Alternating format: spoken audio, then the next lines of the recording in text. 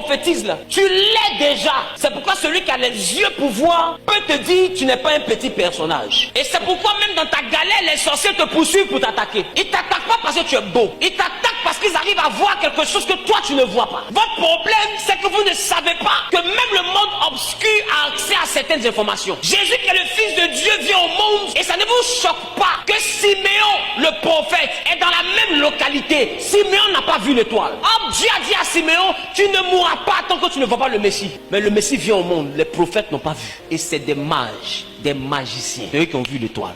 Vous ne comprenez donc pas qu'ils ont accès à certaines informations. Donc quand tu as des attaques, ne pense pas que tu les attaques à cause de ta prophétie. Tu les attaques à cause de ton identité. Tu transportes quelque chose. Donc quand Hérode a tremblé, il n'a pas tremblé à cause de la grandeur de l'enfant. L'enfant était à côté des moutons. Est-ce qu'il avait une armée? Est-ce que Jésus avait une armée? Il est né à côté des moutons. Même dans l'hôtel, on dit qu'il n'y avait pas de place pour eux. Ça veut dire que la condition financière était pénible. Mais un enfant qui est né à côté des moutons, comment il pouvait tomber un roi et tout Jérusalem? Parce que l'étoile a été une étoile royale. Et quand l'enfant est venu au monde, l'étoile en même temps est apparue dans le ciel. Tout le monde pouvait savoir qu'il y avait un roi qui venait de naître. Ton problème, c'est que tu regardes ta galère, mais tu ne regardes pas ton étoile. C'est dans ton étoile qu'on voit la gloire qui est en toi. Toi, tu regardes ta situation. Ceux qui vont consulter les mages pour savoir qui tu es, si tu es mariable ou pas, c'est pas ton visage ou ton make-up qui cherche à comprendre. Ils cherchent à comprendre avec quelle étoile tu es venu au monde. Chacun vient au monde avec quelque chose. On ne vient pas au monde qu'avec nos cheveux. On vient au monde avec notre étoile. Et j'ai envie de te dire, s'il y a une chose que l'ennemi comprend,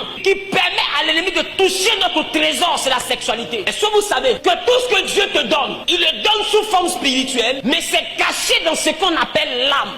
Voilà pourquoi Jean pouvait dire, je souhaite que tu prospères à tous égards, qu'on prospère quoi? L'état de ton âme. Donc la prospérité est rattachée à quoi? À l'âme. Sinon à l'état de ton âme. Mais majoritairement, qu'est-ce qui est lié? Qu'est-ce qui est attaqué? À quelle dimension de toi on lance le sort avant que ton corps ne tombe malade? Qu'est-ce que les gens tuent en sorcellerie? Vous ne voyez pas que tout part de l'âme? Maintenant ma question, quand tu tombes amoureux, lui qui est en face, tu l'appelles comment?